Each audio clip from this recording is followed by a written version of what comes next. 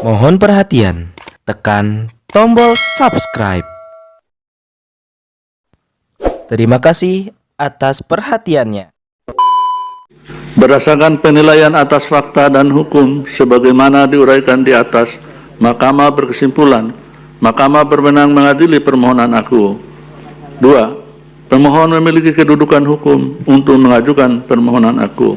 3. Permohonan profesi pemohon tidak jelas atau kabur. 4. Pokok permohonan tidak beralasan menurut hukum.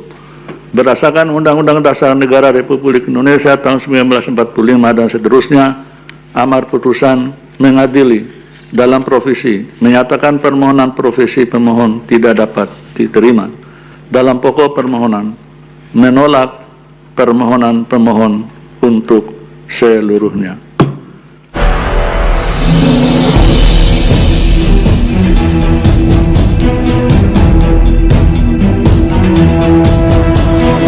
Saya Yati Muhammad, driver online Depok.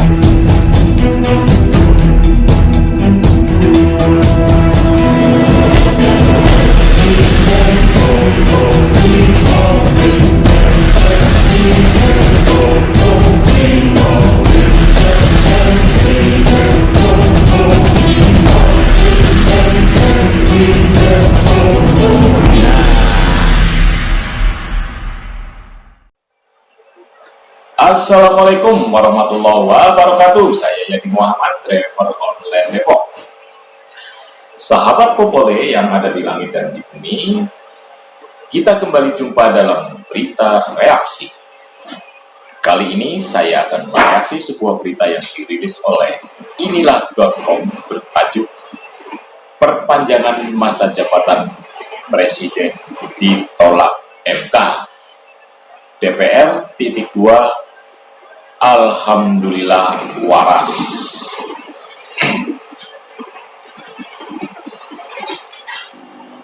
Berita yang ditulis oleh Arya Triyuda dirilis Selasa 28 Februari 2023 lalu. Komisi 3 DPR RI menyambut baik putusan Mahkamah Konstitusi atau MK yang menolak gugatan uji materi terkait aturan masa jabatan Presiden 2 periode di Undang-Undang Nomor 7 Tahun 2017 tentang Pemilu. Putusan ini sekaligus menyatakan masa jabatan Presiden dan Wakil Presiden atau Wapres paling lama hanya 2 periode. Alhamdulillah, MK masih waras, kata anggota Komisi 3 DPR RI Nasir Jamil di Gedung DPR RI, Jakarta, Selasa 28 Februari 2023. Dia memandang MK menyadari perlunya pembatasan dan pengawasan terhadap kekuasaan. Oleh karena itu, politikus Partai Keadilan Sejahtera atau PKS ini menegaskan putusan lembaga tersebut sudah tepat. Dengan begitu, dapat mengakhiri pula polemik perpanjangan masa jabatan Presiden. MK sudah dalam posisi yang benar kalau kemudian menolak perpanjangan jabatan Presiden tersebut karena konstitusi sudah mengatur, ujarnya.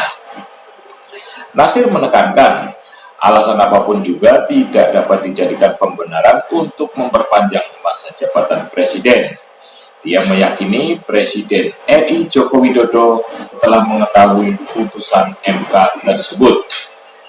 Saya percaya Presiden Jokowi juga sudah tahu bahwa itu putusannya. Meskipun dia belum melihat, tapi dia sudah bisa baca bahwa MK pasti memutuskan tidak menerima atau menolak perpanjangan masa jabatan tersebut, tuturnya.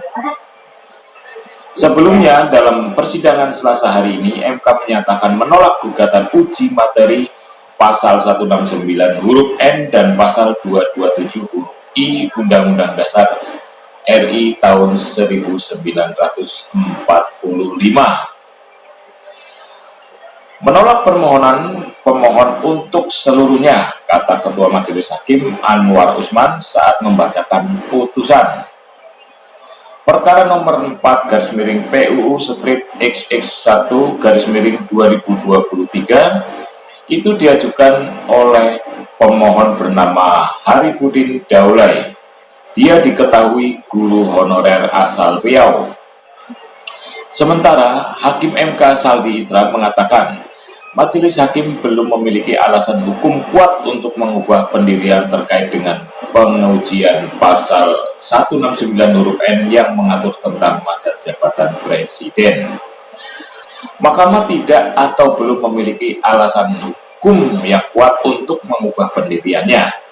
Oleh karena itu, pertimbangan hukum dalam putusan Mahkamah Konstitusi nomor 117/PUU strip XX/2022 mutatis mutandis berlaku menjadi pertimbangan hukum dalam putusan akuo.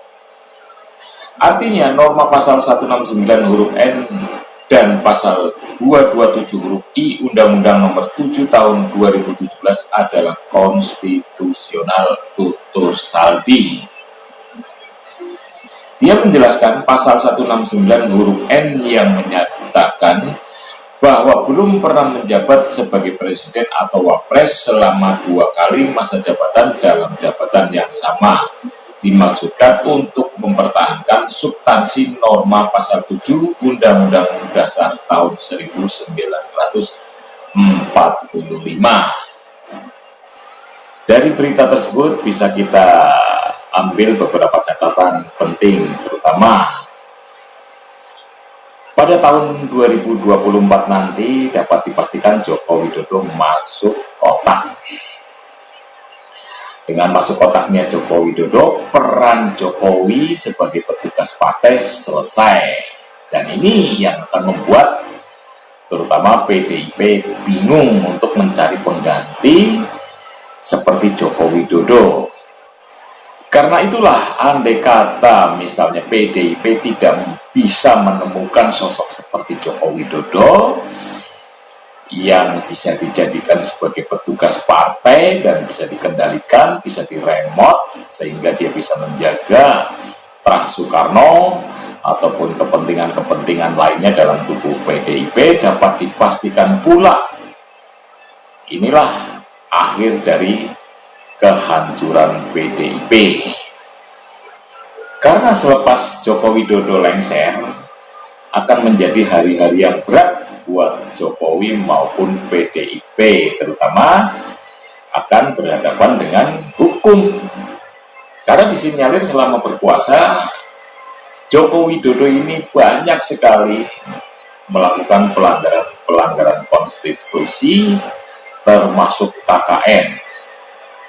Salah satunya yang kemarin dilaporkan oleh Kamubed sekaitan dengan tindak pidana korupsi yang dilakukan oleh 2 putra presiden, yaitu Gibran dan Kaisang, yang juga bakal menjadi bidikan hukum ya tentu saja PDIP, karena disinyalir PDIP ini menjadi partai paling korup di Republik ini. Yang jelas bahwa tahun 2024 nanti banyak sekali kejutan-kejutan yang akan dialami oleh bangsa Indonesia sekaitan dengan memilih pemimpin nasional. Mungkin itu aja dari saya, Yadi Muhammad. Wabillahi taufik wal hidayah. Wassalamualaikum warahmatullahi wabarakatuh.